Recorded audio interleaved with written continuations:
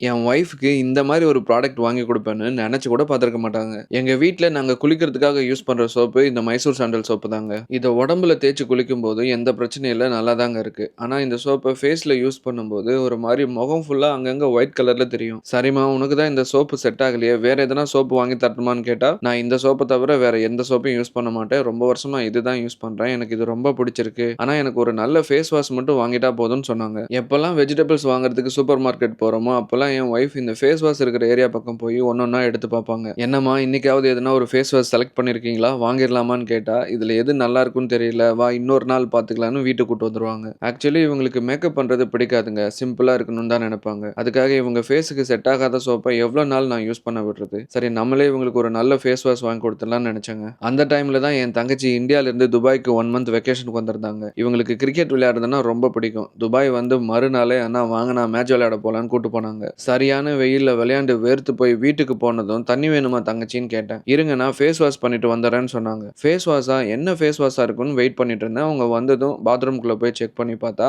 Himalaya purifying neem face wash use பண்றாங்க. "தங்கச்சி இது நல்லா இருக்குமா? எவ்வளோ நாளா யூஸ் பண்றீங்கன்னு?" கேட்டேன். "அண்ணா நான் இத தான் ஆல்மோஸ்ட் 4 இயர்ஸா யூஸ் பண்றேன். எனக்கு எந்த பிரச்சனையும் இல்ல. நல்லா தான் இருக்கு. இன்ஃபாக்ட் இதுக்கு முன்னாடி நான் நெறைய ஃபேஸ் வாஷ் ட்ரை பண்ணேன். செட் ஆகலண்ணா. இது நல்லா தாண்ணா இருக்குன்னு" சொன்னாங்க. என் தங்கச்சி இந்த ஃபேஸ் வாஷ் நல்லா இருக்குன்னு சொல்லி இன்னையோட 5 நாள் ஆகப்போகுது. ஃபைனலி இன்னைக்கு இந்த ஃபேஸ் வாஷ வாங்கி என் ஒய்ஃப் கையில குடுத்தா சிரிக்கிறாங்க. "ஏம்மா சிரிக்கிறேன்னு?" கேட்டா, ஒரு 2 நாளைக்கு முன்னாடி என் தங்கச்சி வீட்ல தான் நாங்க எல்லாரும் தங்கியிருந்தோம். அந்த டைம்ல என் ஒய்ஃப் 2 தடவ இந்த நீம் ஃபேஸ் வாஷ் எடுத்து ட்ரை பண்ணியிருக்காங்க.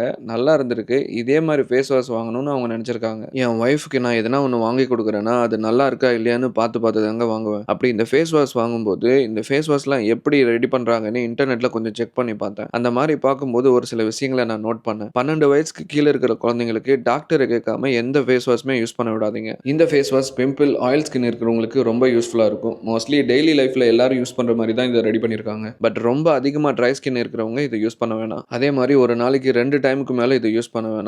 இத யூஸ் பண்ணி முகத்த கழுவுனதுக்கு அப்புறம் சாஃப்ட்டான துணிய வச்சு லைட்டா முகத்த தொடைங்க. கரபுரான்னு தேய்ச்சிறக்கூடாது. டெய்லி லைஃப்க்கு ஒரு நல்ல ஃபேஸ் வாஷ் வாங்கணும்னு நீங்க நெனச்சா இந்த ப்ராடக்ட்ட வீடியோல டேக் பண்ணியிருப்பேன். செக் பண்ணி பாருங்க. சியா